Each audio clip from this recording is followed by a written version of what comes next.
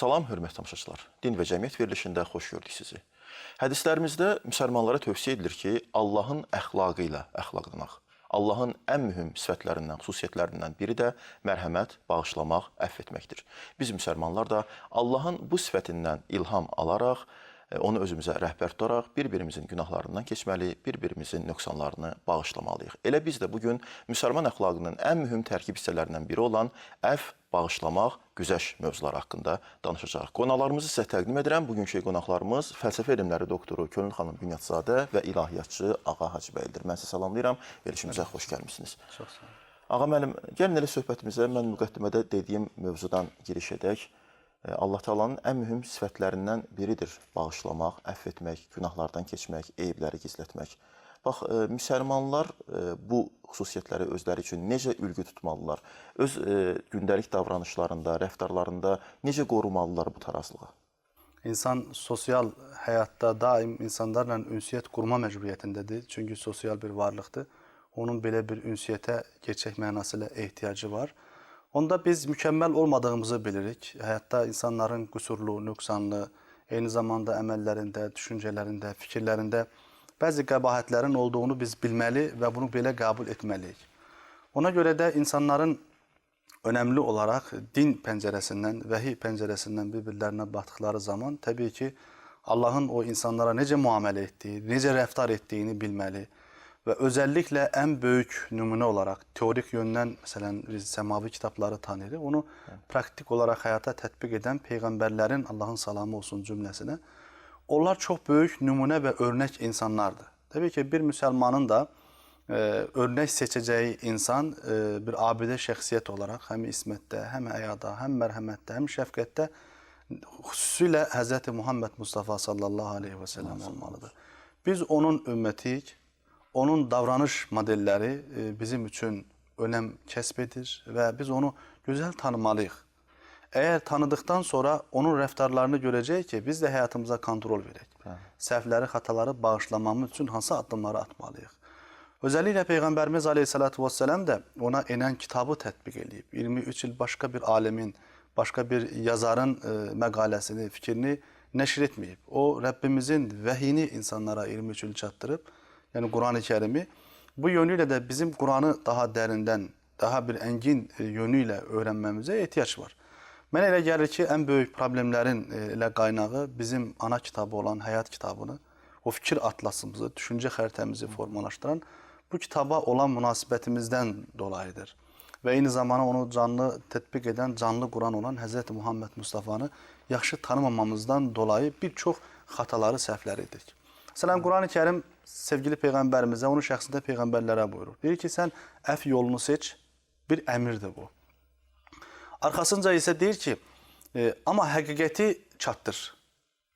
Baxın, insan insanı bağışlamalı, əfv yolunu seçməli. Çünki əfv etmək əslində zəfərin zəkatıdır.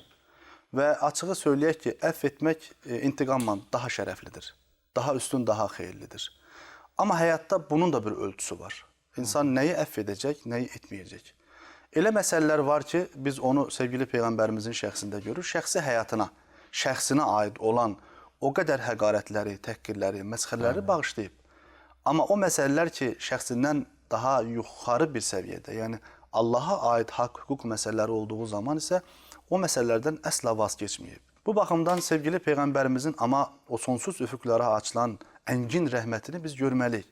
Onun rəhmətinin heç bir parçasını biz yaşaya bilmədik. Çünki Quran-ı Kərim onun göndərilmə qayələrindən, hədəflərindən biri وَمَا أَرْسَلْنَكَ إِلَّا رَحْمَةً لِلْعَالَمِينَ deyir. Deməli, mərhəmətin boyasına boyanmış, onun qoxusunu daşıyan insanlar bir-birini dərindən anlayacaqlar. Özəlliklə, məsələn, Azərbaycan deyilən bu böyük ailənin içərisində bugün bəzi insanları da biz görə bilərik ki, çox kiçik, bəsit xatalardan dolayı insan insanı bağışlaya bilmir. Hansı bir kəlmə onun boğazından keçmir. Bir qardaşın deydiyi zaman, əl uzatdığı zaman və özü də rahatlaşardı. Baxın, bugünün insanların böyük biri əsəb xəstəliyinə tutulublar. Ki, çox gərgindir, sıxıntılar içərisində, məşəqqətlər içərisində. Hətta bağışlamağı bacarmayan insanlar gecə səhərə qədər onun tufanı ilə, o beyin fırtınası ilə yaşayırlar. Bəlkə də illərdən öncə baş vermiş bir hadisəni həyatından çıxara bilmir, unuda bilmir. Hər dəfə onu xatırladığı zaman o fitnə ateşi onun içini yandırır, qəlbini gəmirir və ona rahatsızlıqlar gətirir. Bu baxımdan Qurani Kərim məsələn ayələrin birində deyir ki, sən əf yolunu seç. Deməli, ilk baxımdan insan o bayaq söylədiyiniz kimi ilahi əsma-ül hüsnə ilə, o ilahi əxlaqla əxlaqlandığı zaman əf yolunu seçəcək. Bu bir gərginliyi, sıxıntını bir tərəfə atmaqdır. Artıq hür həyata iradəsinin haqqını verərək yaşamağın bir adıdır. Könül xanım, mən istərdim ki, məsələyə bir qədər elmi, nəzəri müstəvidən də baxaq. Yəni, fəlsəfi fikir tariximizdə, düşüncə tariximizdə bu mövzu necə işıqlandırılır? Bu məsələyə necə münasibət bəsləyiblər fikir adamları? Ümumiyyətlə, əgər əfvdən danışsaq, burada ilk növbədə təbii ki, bunu bir hüquq ədalət müstəvisində baxılanda, bunun fəlsəfədən çıxdığı güman etmək olar ki, bu fəlsəfə mövzusu deyil, bu fəlsəfədən kənara çıxır, bu hüquq mövzusudur. Lakin burada başqa bir məsələ var. Kim əhv edir və kimi əhv edir? Nəyə görə əhv edir? Nəyi əhv edir? Yəni, fikir versək, burada məhz insan fenomeni çıxır ortaya. Məhz insan fenomeni üzərində qurulur bütün bu məsələlər. Və məhz bu baxımdan ədalət, haqq, bütün bunlar belə desək insan fenomeni ilə yanaşı gələn bir prinsip olub bunlar. Yəni bu baxımdan heç də yalnız hüququn deyil, bu həm də fəlsəfənin bir mövzusudur. Bəli, bağışlamaq böyüklükdür. Bağışlamaq həmin günahın səbəblərini və nəticəsini sən qarşıdakından daha yaxşı görüb dərk elədiyinə görə və bunun hardan gəlib, nədən qaynaqlandığını dərk elədiyinə görə sən daha tez bağışlaya bilirsən qarşıdakını. Yəni, fikir versək, hələ Mövlanada da belə bir fikir var ki, qarşıdakının eyiblərini torpaq olub örtmək. Yəni, bir qara torpaq kimi onun üzərini örtmək. Yəni, üzərini örtmək bəzən yanlış başa düşülür. Örtmək heç də gizlətmək deyil. Örtmək onu düzəltmək, tərbiyə eləmək, onu doğru yola yönəltməkdir. Yenə də mən Mövlanadan bir misal gətirəcəm. Hər kim olursan ol, istər müşrik ol, istər bütpərəst ol, yetər ki, gəl. Bu o deməkdir ki, yəni sən gəl, sənin içindəki o yüksək insanlıq fenomenini mən görürəm. Yəni, fikir verirsə, bu qarşıdakının böyüklüyü və böyüyün ondan daha aşağı bir dərk səviyyəsində olan birini öz dərk səviyyəsinə qaldırmaqdır. Hind filosofu Rabindranath Tagorun belə bir fikri var ki, güclü insan heç də öz gücünü sübut eləyən birisi deyil, zəifi öz səviyyəsinə qaldırandır. Yəni, əfv məhz o zəifi, o günahın əllərində, ağuşunda qalmış birini qaldırmaqdır. O günahın bataqlığının içindən qaldırmaqdır. Əfv bir növ o əldir, uzanır ona. Əlini uzadıb onu çəkib çıxardırsan və o çıxan adam bilməlidir, niyə çıxır? Onun növbəti addımı bundan fərqli bir addım olmalıdır. Burada məhz insanın yenə də kamillik yolu yada düşür.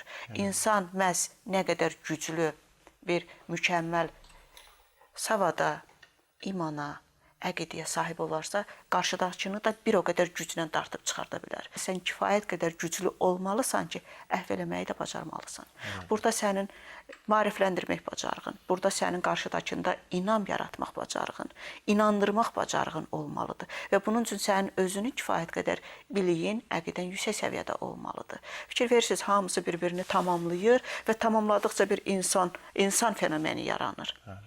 Yəni, bu baxımdan əfv bir növ özündə bir mükəmməl insan portreti cəmləşdirir.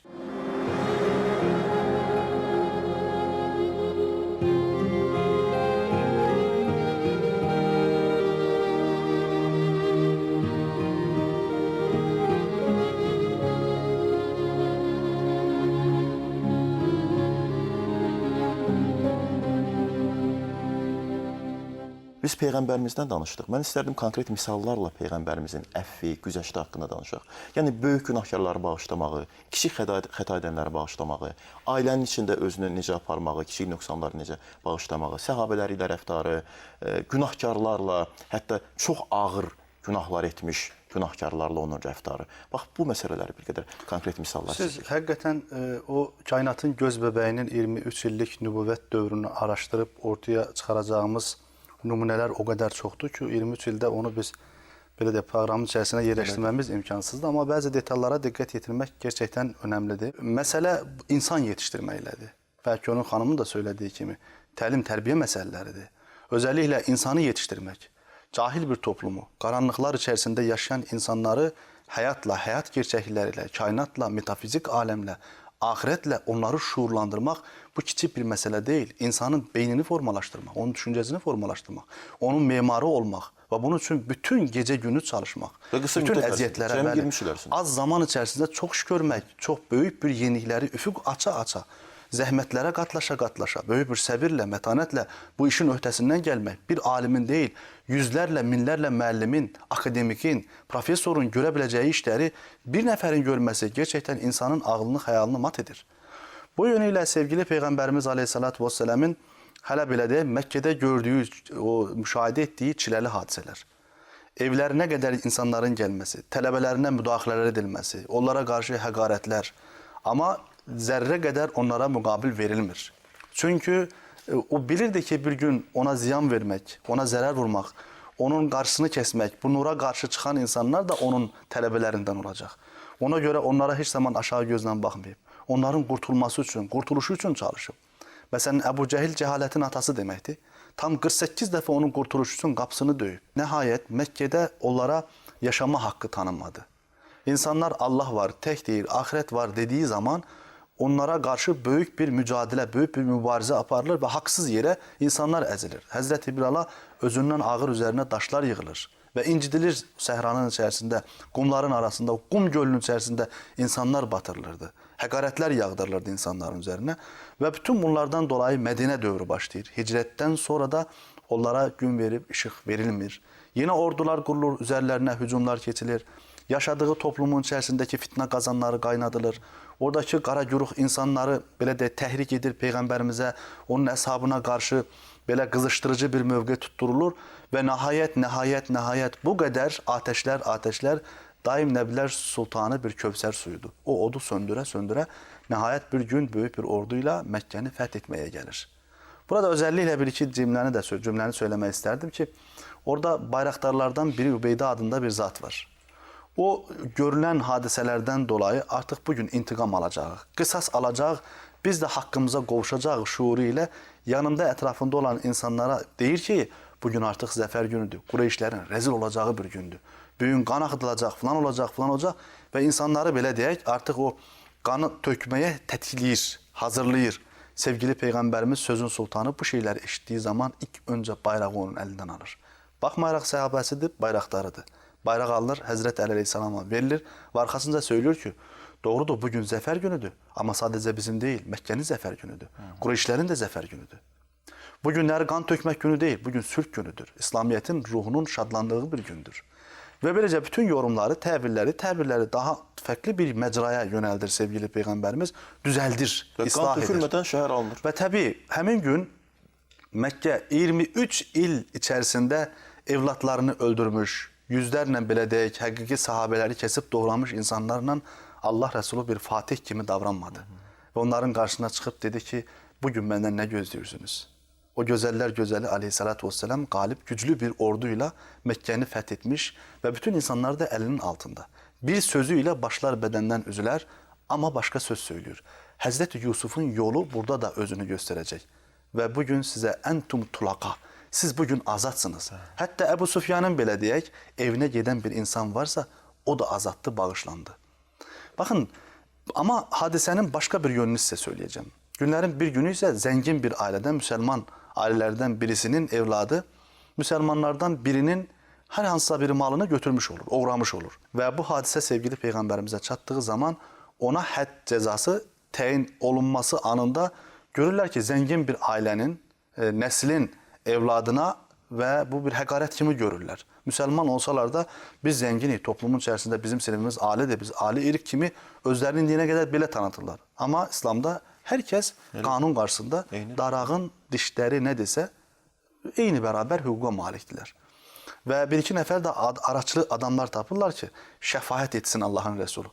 Sevgili Peygamberimize çok tesiridir bu hadise. Bakın bu kadar hayatta baş veren hadiseler bir yana ama konkret olarak haksızlık etmiş başkasının kul hakkına girmişse bir ceza almalıdır. Değil ki kızım Fatıma olsa bu işten vazgeçmerem deyir.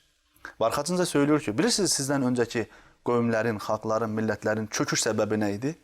Elə onlar yetim, yesir, fəqir, füqara gördükləri zaman üzərində hədd tətbiq edirdilər Zenginler olduğu zaman, kübar aileler olduğu, intellektual seviyenin insanları ise bu cezadan uzak kalırdılar. O sadece özü değil, yetiştirdiği insanlar da beləydiler.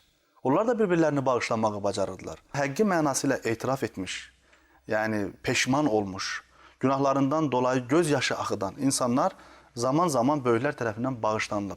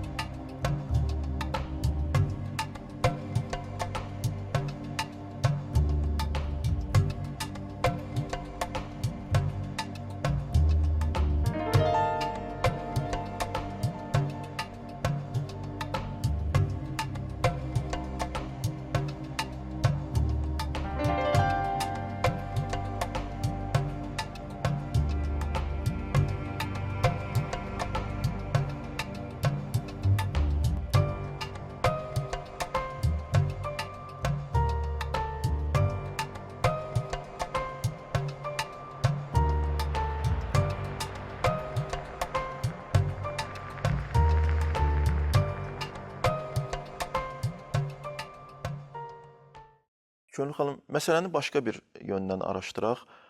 Bağışlamaq, əfv həm də təsəvvüfün ən mühüm mövzularından biridir. Ən mühüm, belə deyək, xüsusiyyətlərindən, sifətlərindən biridir. Çünki böyük təsəvvüf xadimlərinin hər birinin həyatında, xasiyyətində, onların, belə deyək, sirəsində, mənaqiblərində bu cəhəti xüsusi qabarıq olaraq görülür ki, onlar həmişə bağışlayıblar, keçiblər, əfv ediblər, güzəşt ediblər. Bax, bu barədə nələr deyə bilərsiniz? Buyurun. Hər şeydən əvvəl təsəvvüf məhz İslam prinsipləri üzərində bərqərardır. Ona görə bütün İslam prinsiplərinin burada da keçərli olduğunu demək artıqdır. Lakin mən başqa bir tərəfə də diqqət yönəltmək istəyirəm. Məhz onların həm də bağışlamamaqlarını.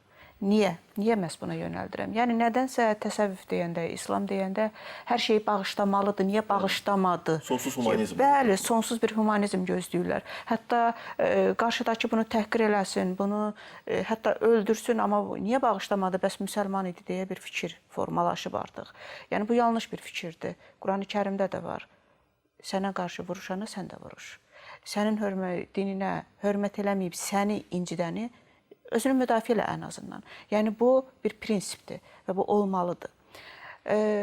O ki, qaldı sufilərin bağışlamamağına. Bəli, onların həm də bağışlamadığı məsələlər var. Nədir?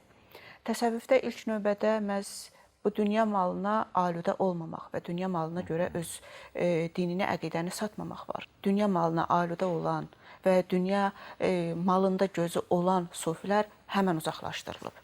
Həm təkkədən uzaqlaşdırılıb, həm sufi cəmiyyətindən uzaqlaşdırılıb. Çünki dünya malı ilə iman bir yerə sığmır. O mənada yox ki, mütləq o kasıb olmalıdır. Yox, sadəcə imanın bir var, sənin malın, dövlətin sənin imanına xidmət eləyir, bir də var sənin imanın sənin malına, dövlətinə xidmət eləyir. Rüveym Bağdad qazisi olanda onun ən yaxın dostu Cüneyd Bağdadi ilk növbədə ondan üz döndərib. Və üz döndərib ki, sən vəzifəyə, mala, dövlətə görə sən öz əqidəni qurban verdin. Sən oranı üstün tutdun. Sən öz bildiklərini öz ətrafına vermək, onları maarifləndirmək əvəzinə sən vəzifəni tutdun. Yaxud başqa bir şey. Bu bir tərəfdən mal dövlət, dünya malı buna ailədəçilik bir tərəfdən, yaxud şan-şöhrət. Başqa bir sufi məlumdur ki, Yezdənyar, o məhz şan-şöhrət yolunu tutduğuna görə öz yolunu hər kəsdən artıq bilib, mən hər kəsdən artıqam və mənim imanım hər kəsdən artıqdır dediyinə görə sufilər onu öz cəmiyyətindən uzaqlaşdırıb. Onun ən yaxın dostu Əbu Bəkir Şibli onu tamamən uzaqlaşdırıb ki, sən çox təhlükəlisən bizim cəmiyyət üçün. Şan-şöhrət o gəldi gedər bir şeydir, amma sən imanını məhz onun üçün istifadə eləyirsən. Elə günahlar var ki, bəşəriyyətə, cəmiyyətə ziyan verə bilər və həmin insanın insanlığına xələl gətirə bilər. Belə günahı bir dəfə deyilir, 2 dəfə deyilir. Əgər o yenə davamlı olaraq bunu davam eləyir və bu yolu özü üçün bir şərəf bilirsə, artıq o bağışlanmır və uzaqlaşdırılır. Əslində uzaqlaşdırmaq özü də bir cəzadır. Yəni uzaqlaşdırmaqla ona hansısa həqiqəti izah eləməkdir. Axı bu gün həbsxana da bir növ cəmiyyətdən uzaqlaşdırmaqdır. Uzaqlaşdırmaqla ona bir kənardan bax. Ona o imkan verilir ki, get özünə bir kənardan bax. Get olduğun cəmiyyətə, korlamaq istədiyin cəmiyyətə bir kənardan bax. Gör, nə vermək istəyirdin? Sən hansı öz keyfiyyətindən bura nəyəsə qatmaq istəyirdin? Axı cəmiyyət hamımızıq. Axı cəmiyyəti quran da bizik. Biz onun bir növ o quran kərpişləriyik. Bax gör sən özünlə, üstəlik də yanındakıları bir növ başqa bir yola çəkməklə, əyri bir divar hörməklə sən bu binanı hara aparırdın? Yəni bir növ bu bir imkandır. Kənara çəkil, bax. Yəni bu baxımdan təsəvvüfdə də fikir verirsinizsə, məsələn, müridlərə 40 gün vaxt verilir. 40 gün ərzində, onu deyək, hər cür şəraitə salınır və bu şəraitdə onun səbri yoxlanılır. Onun biliyi yoxlanılır. Onun qarşıdakına münasibəti yoxlanılır. Fikir verirsiniz, kompleks şəkildə bir vətəndaş yetişdirilir.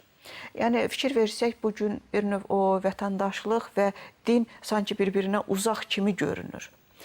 Sanki bu, bayaq dediyimiz kimi, bu hüquq məsələləridir, vətəndaşlıq heç də dinə, imana uyğun gələn bir şey deyil, amma dinkənar bir şey deyil. Din məhz vətəndaşın o düzgün təməlini hazırlayan prinsiplərdir və bu nə qədər möhkəm olarsa, bir o qədər düzgün bir vətəndaş böyüyər, yetişər.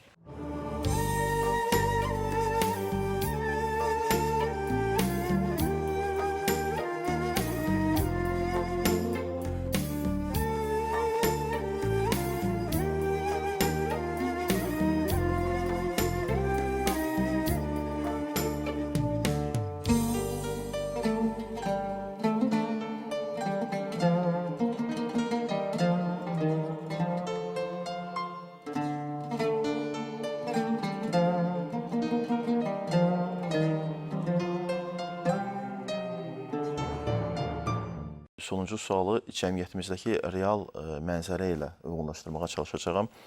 Biz cəmiyyətdə müəyyən hadisələrin, müəyyən cinayət hadisələrinin, kriminogən hadisələrin təsvirini oxuyanda görürük ki, bunların çoxsunun elə səbəbi adicə bir bağışlamamaq, adicə bir əfv etməmək, bir başqasının xırda bir təqsirindən, xırda bir günahından keçməməkdir. Yəni, kiçik bir günahı böyüdərək onu böyük bir faciəyə çevirirlər. Bu xüsusilə gənclər arasında daha çox müşahidə olunur. Çünki gənclər gəncdirlər, çılğındırlar, temperamentlidirlər, yaşları və təcrübələri hələ onlara imkan vermir ki, səbirlə, aramla, samballa fikirləşsinlər. Bax, mən istərdim sizlərin tövsiyələrinizi eşidək. Gənclərə nə tövsiyə edərdiniz? Onlar özlərində bu səbri, bu dözümü, bu əfvi, bağışlamağı necə tərbiyə edə bilərlər? Hansı ülgüləri, hansı dəsturları daha birinci seçmədilər? Qısa şəkildə fikirlərinizi öyrəndik. Sizdən başlayaq, buyurun.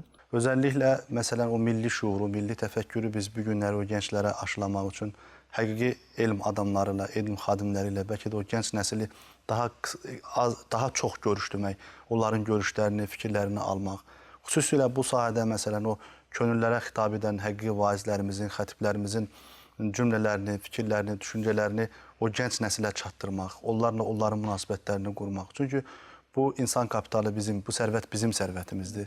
Bu öncə bu cənnət vətənə xidmət eləməli, bu dövlətə xidmət eləməli, bu millətə xidmət eləməlidir bu gənclərimiz. Və bütün bu yönü ilə din kimi möhtəşəm, insanı həyatda ən böyük təsirləri edə biləcək bir mənəvi dəyərlərdən uzaq saxlaya bilmərik. Məncə, əgər biz həqiqi dini, Allahın dinini o insanlara öyrətsək, onlar bir-birini bağışlamağı bacaracaq, bir-birlərini əfv edəcək. Çünki onlar bilirlər ki, Allah rəhim və rəhmandır. Çox sağ olun. Könül xanım, sizin fikirlərinizi eşidək, buyurun. Əfv eləmək böyüklükdür. Əfv eləmək özündə geniş dünya görüşü ehtiva eləyir, savad ehtiva eləyir. Nə qədər geniş oxuyursa gənc, nə qədər geniş bir erudisiya, nə qədər geniş bir dünya görüşünə malik olursa, deməli onun nümunələri də çoxdur. Axı insan məhz nümunələr əsasında böyüyür, formalaşır, tərbiyələnir. Yəni bu baxımdan mənim gənclərə tövsiyəm nədir? Mənim gənclərə tövsiyəm dünya görüşlərini genişləndirsinlər, oxusunlar. Dünya görüşlərini nə qədər genişləndirib ta klassik dövrümüzdən, qədim dövrümüzdən bu günə qədər istər ədəbiyyat olsun, ədəbiyyat çox gözəl bir tərbiyə üsuludur. İstər din tariximizdən, bizim peyğəmbərlərimiz var. Yalnız bizim peyğəmbərimiz deyil, ümumiyyətlə peyğəmbərlər tarixi var. Ümumiyyətlə din tarixi var. Ta bayaqları dediyi kimi Yusif peyğəmbərin nümunəsindən tutmuş, Yaqub peyğəmbərin nümunəsindən tutmuş ta bu günə qədər böyük bir nümunə ordusu var. Siz özünüz təsəvvür edin. Bir belə nümunəni görüb və bu bağışlaya hansı səviyyə qalxmaq nümunəsini görən bir gənc niyə bağışlamasın? Əgər savadın, biliyin ona nə dərəcədə bir ucalıq, bir böyüklük verdiyini, bunun nümunəsini görən bir gənc niyə bağışlamasın? Çox sağ olun, numaralı söhbətinizə görə mən sizə təşəkkürümü bildirirəm. Sağ olun. Mövzunun sonunda Qur'an-ı Kərimin bir neçə ayəsini xatırlamamaq mümkün deyil. Bu ayələrin biri Allaha, biri Peyğəmbərə, biri də ilk müsəlmanlara aiddir. Qur'anın bütün surələri Bismillahirrahmanirrahim ayəsi ilə başlayır. Yəni, mərhəməti, rəhmi, bol və əbədi olan Allahın adı ilə. Allah Teala Peyğəmbərimizə xitaban buyurur ki, əgər sən ətrafındakılara qarşı qaba və kobud olsaydın, onlar sənin ətrafından dağılışıb gedərdilər. Peyğəmbərimizin rəhmi, mərhəməti və əfvi isə tarixdə nümunədir. Və Qur'an ilk müsəlmanlar haqqında buyurur ki, onlar bir-birləri ilə mehriban, rəhimli, düşmənləri qarşı şiddətlidirlər. Gəlin həyatımızda bu həqiqətləri, bu nümunələri unutmayaq. Allah amanında.